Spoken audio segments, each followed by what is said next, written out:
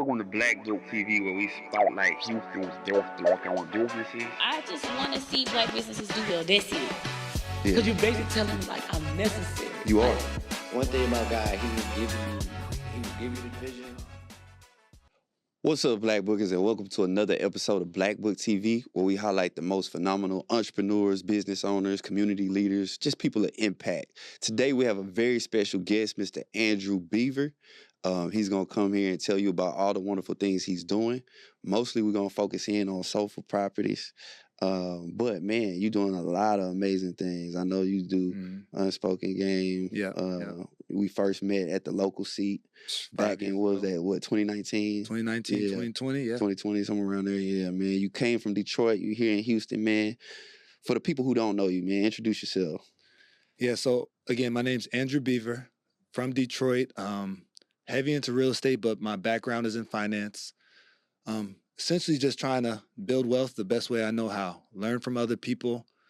Don't recreate the wheel, just enhance it. And, yeah, my goal is to essentially give back to the community, but build my pockets at the same time. So, I think we're going to dive into all the things I'm trying to work on here in Houston, but we'll get into that in a little bit. His boy said, trying. He ain't trying, he doing, man.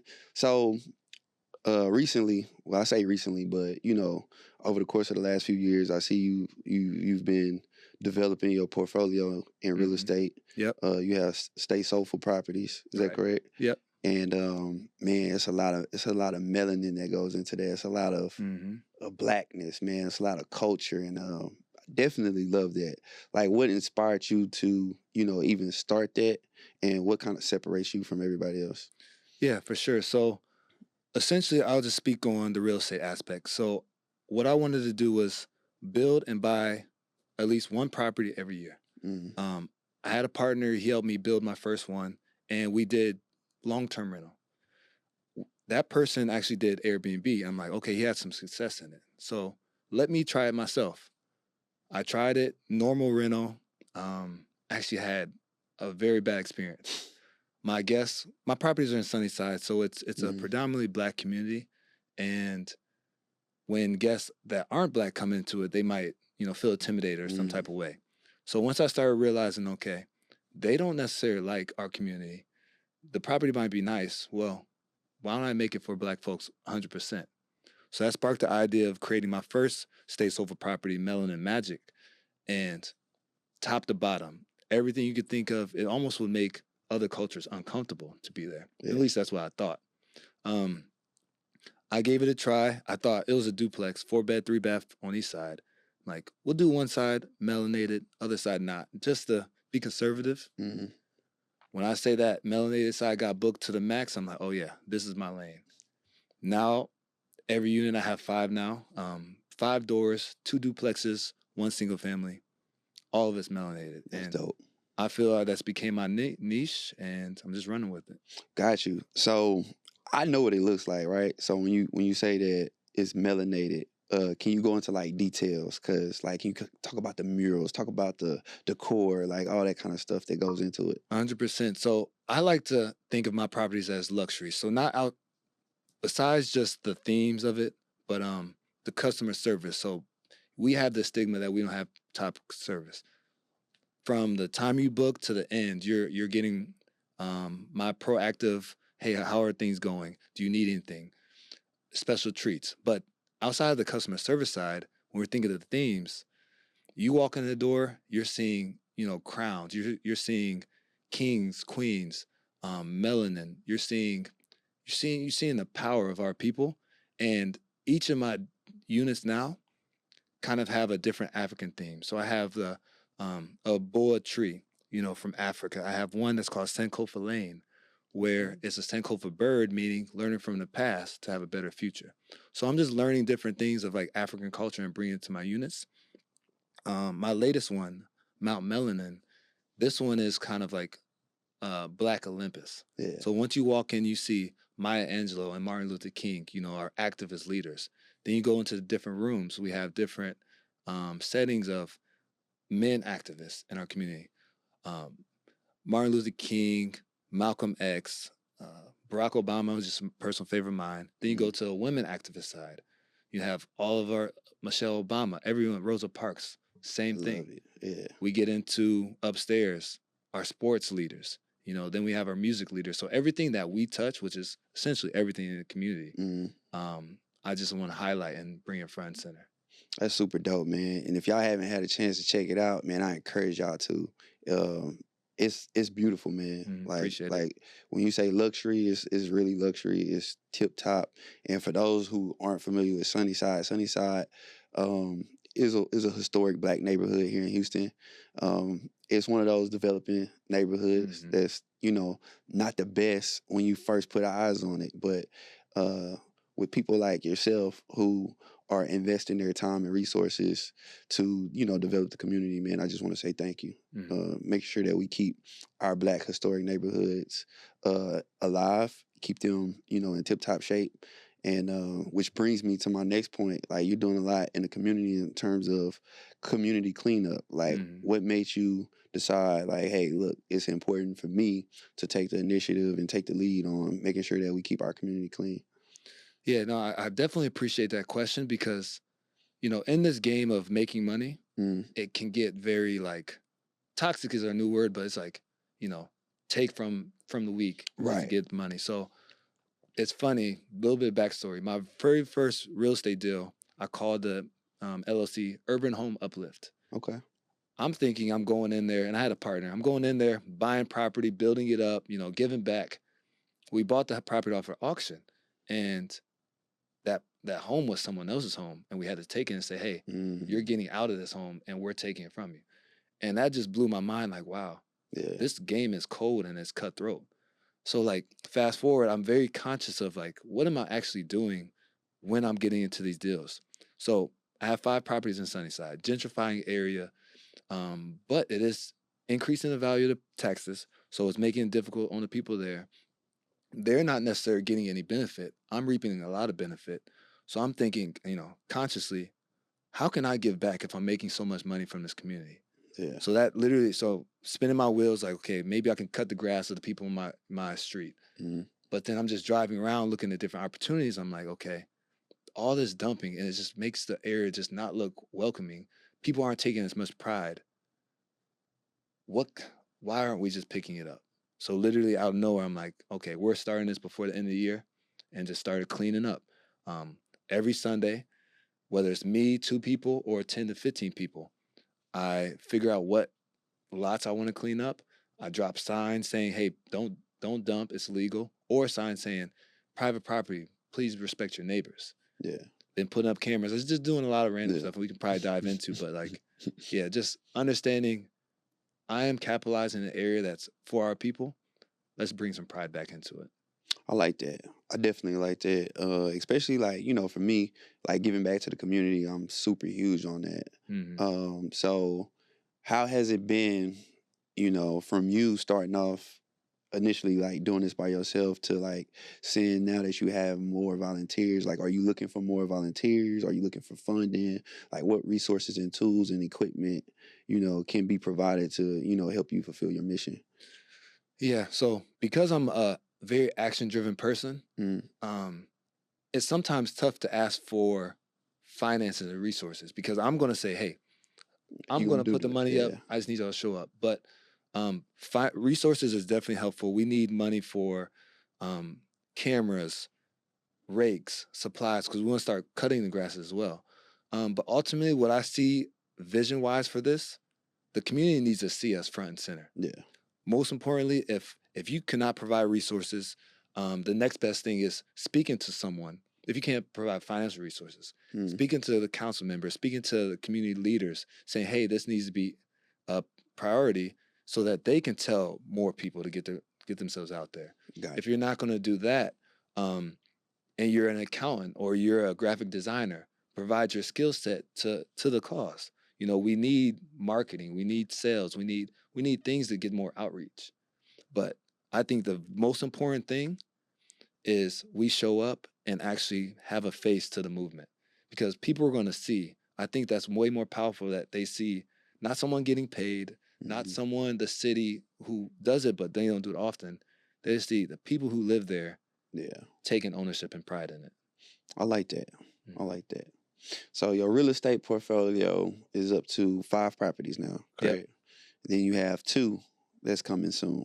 Yep, God willing on that one. Okay. So, yeah. Okay. What has been the key to your success? Like, because what you're doing, I just want to congratulate you. My hat goes off to you. Appreciate It's not easy Mm-hmm. by any means. And I know a lot of times social media makes things look easy. People see the properties. Right. People, They think I'm see, relaxing. yeah, exactly. Mhm. They see the vacations, they see the turn-ups and all that kind of stuff. Mm-hmm. They see like everybody. I'm talking like in general. They see all of Oh, for sure. the highlight reels of life. But I know a lot of times it can be challenging. What has been like the key to your success, and what are some of the obstacles that you've had to overcome? Obstacles going to be a fun one, but I think the key to my success is being very action focused. Like if I say I want to do something, I'm not necessarily looking at what's going to hold me back, but it's like, okay, I want a property, 2 properties a year. I need to go do it. What's the first step? Going to speak to the right people. Mm-hmm. Outside of going to speak to the people, once they tell me something, putting action behind it. And there's always going to be roadblocks. And I think for people in general, but I'm going to say our community, we see that roadblock and we say, it wasn't meant to be. Right. And there's very small times where I'm saying it's not meant to be. The current challenge I'm in, I'm going to speak on is the 2 properties I'm trying to purchase. I was actually supposed to close on them November 18th. Oh, wow. It's been 5 months and we were under contract for 3 months. Not going to call out names, but I had a private lender who said he was going to give me the money. Mm-hmm. The day of closing, he said, I didn't see the contract and I don't even know what's going on. 2-3 months of him supposedly not seeing contract, he had excuse after excuse after excuse. And I've put myself in a bind to where I was reliant on this person. Fast forward, it's still in a contract, a different contract, different lender. But again, I could have folded. I could have took my losses. I could have said, this wasn't meant to be. But I understand you have to see it sometimes that this might not be meant to be.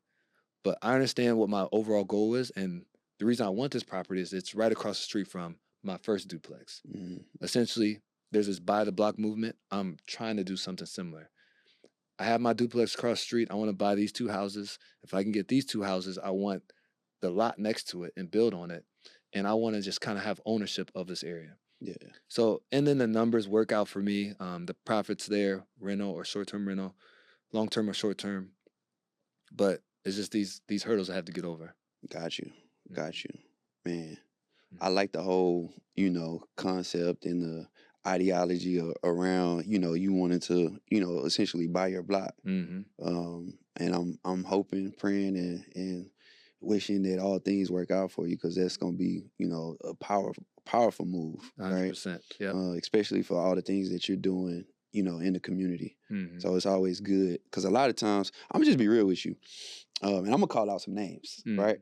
So when I quit my job in civil engineering, I said, "Oh man, I want to get into real estate." Mm-hmm. So I was like, "Man, I'll get into like wholesale, some properties, do some fix and flips, that kind of thing, right?" So I started, going after looking at all of these abandoned lots, right? Looking at lots that I wanted to purchase. Right. The ones that were catching my attention, because I live in Acres Home, the ones that was catching my attention were the ones with the signs from the city that was like, "Hey, this property has a violation," or something like that. Yeah. So then, you get the address, you look it up, and you see who owns this property, right? So I was doing that, and a name kept coming up. It was like Tom Bowie. I was like, man, who's this Tom Bowie, person? I'm like, it seemed like he owns everything around here. Right. Want to get to know him. So I'm having a party one day, and I'm like, all right, let me stop by the liquor store. I walk in the liquor store. Somebody said, "What's up, Tom?" And I look, and I'm like, I wonder if this Tom Bowie. No way. I said, "Hey, Tom, is your last name Bowie?" He was like, "Yeah, man, why you ask?" Mine is an Asian guy, right? So why you ask? I was like, "Man, I saw a property around the corner, He's like, "Talking about the one on Conklin?" I'm like, "Yeah." He was like, "You want to buy it?" I'm like, I'm thinking about it, but in my mind, I'm like processing. I'm like, man, there's not many people that look like us that have like multiple, properties, under their belt. Right. So it's always good to see, brothers like yourself, sisters as well, who are, out here in the real estate game, Mm-hmm. playing Monopoly, So I love that. I love Favorite it. game growing up. Yeah. But what happened with this Tom Bowie situation? I mean, Oh no, nothing, man. That was okay. it. He wanted too much for it. Oh, You know what I mean? right, He was of trying course. to, he's trying to overcharge for it. So it was like, nah, man. But I say that to say, what advice would you give to somebody who may be young and up and coming, maybe older? I don't know. Mhm. Somebody who's looking to get a short-term rental or a long-term rental, or just get some properties under their portfolio. Like, what advice would you have for them? Another question I really enjoy talking about. I think there's 3 keys, and I say it on Instagram often, but 3 keys to success in real estate. You have to have time, money, or skill set. So when I started, I had a little bit of capital and I had a network. Find your network, golden any time, but had a little bit of capital, no skill, and almost no time. I reached out to a person who's in the game and said, hey, I have this little bit of money. Can I join you on one of your deals? He said, yeah, sure. I'll give you 15% return in 3 months. That deal finished. He made a lot of money, by the way. Yeah. We have to understand, like, your profits are yours, his are his. We're not watching people's pockets. Yeah. That led to, hey, let's partner on the deal. We did a 50-50 deal. That was the money route. Give money, let someone use their skill set and their time. For a person who doesn't have the money, but they have the time, and they don't have the skill set, my best advice is to go to someone, not saying, hey, can you give me a game? Can I pick your brain? Anyone who has knowledge is either busy or gets that question all the time.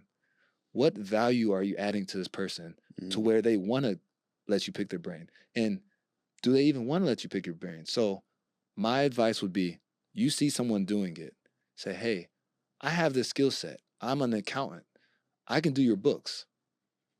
Can I just shadow you?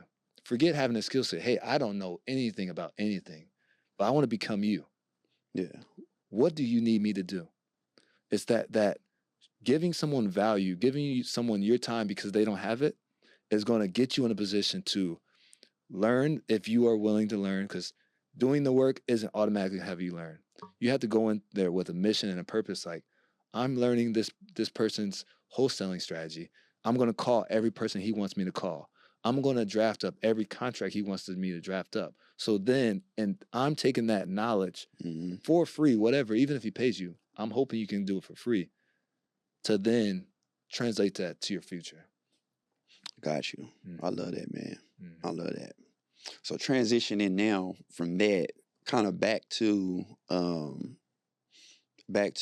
your properties, your rentals, more so your short-term rentals. Man, Houston hosts like over 20 million visitors every year. Love that. People come in looking to experience this diverse culture. So when somebody's booking your property, like, what can they expect? So obviously melanated everything, down to the coffee. I actually reached out to you all like, hey, I want to get all the businesses into my units. So I have like Black owned coffee, Black books, like the murals are obviously Black. Yeah. I've even tempted or considered putting, what is it? The pillowcases, is it silk? The pillowcases where, so that your hair doesn't get messed up, wow.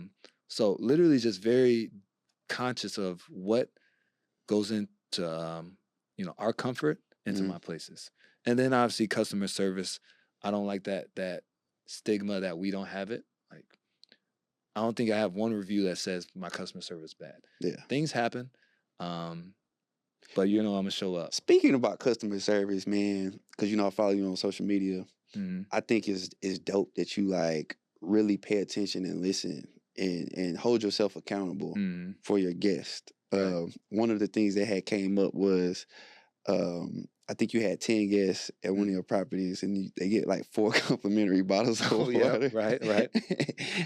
But the fact that you even like address those like type of concerns, man, it says a lot about you, man. So yeah, I'll just say keep up the good work. Appreciate it. We haven't had any bad reviews, of anybody saying anything negative about, any of your properties or anything like that. Mhm. We've had nothing but, high praises. So I just want to, take this time on Black Book TV to just say, hey man, keep up the good work. Appreciate it. Standard is always the excellence at Black Book, and you definitely upholding that standard. So No, I appreciate that. I mean, yeah, I'm gonna get annoyed like with the water thing, but hey, it is what it is. It's valuable feedback, and I mean, we're just trying to bring the best product, within reason. So yeah, man, keep up the good work. So where can the people find you if they want to, support, book, any of those things? Yeah, so if you're trying to book a property, I have staysoulful.com. It's going to have all of my listings, availability. I'm also going to be putting a page on that platform for the clean. So if you want to get donations, you want to sign up, we have that. My partner Brittany with Wire, she also has a link for cleanup sign up. So reach out to me, Instagram, reach out to Brittany. My Instagram is Unspoken Game for mainly my financial literacy, and then Stay Soulful for the property. So those are the best ways to reach me. Well, cool. Well, it's been real. I appreciate you for coming on. We loved having you on Black Book TV. Make sure that y'all like, share, subscribe, and continue to follow us at Black Book Houston on all social media platforms and at www.blackbookhouston.com. It's been real. And until next time on Black Book TV, peace.